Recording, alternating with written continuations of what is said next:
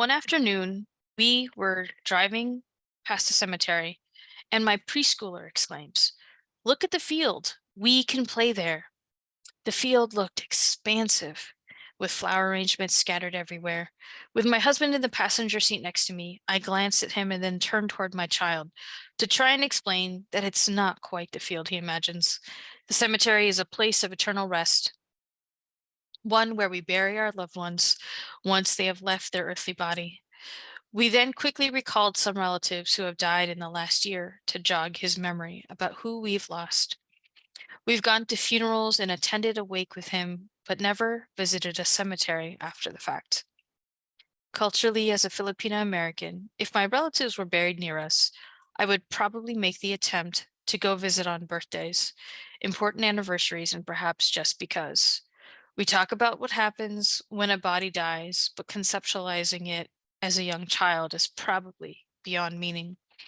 And let's face it, even as a grown up, thinking about something as grand and beautiful as the resurrection could open up your mind as well.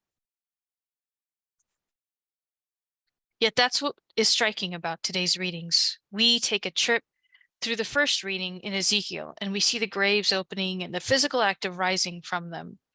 In Romans, we see the reference of the Spirit dwelling within us who raised Jesus from the dead.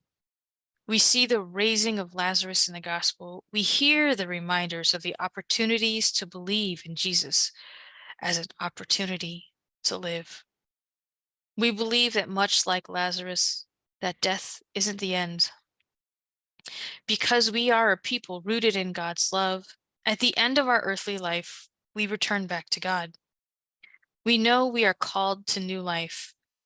We hear Jesus say in the gospel, "I am the resurrection and the life. Whoever believes in me, even if he dies, will live. And everyone who lives and believes in me will never die." This belief is often what gets us through a season of grieving. It gets us through the moments when we wonder, what is next? We know and we believe in the resurrection. As we continued back home that afternoon with a cemetery in our rear view, the questions about death continued coming from the car seat in the back.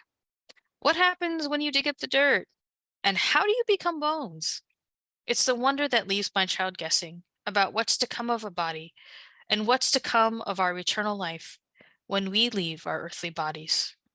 Maybe we also wonder as adults about what's to come and what it means to live into the fullness of life. In the meantime, with our feet firmly planted and our eyes set on Easter, maybe we can begin to live into the mystery.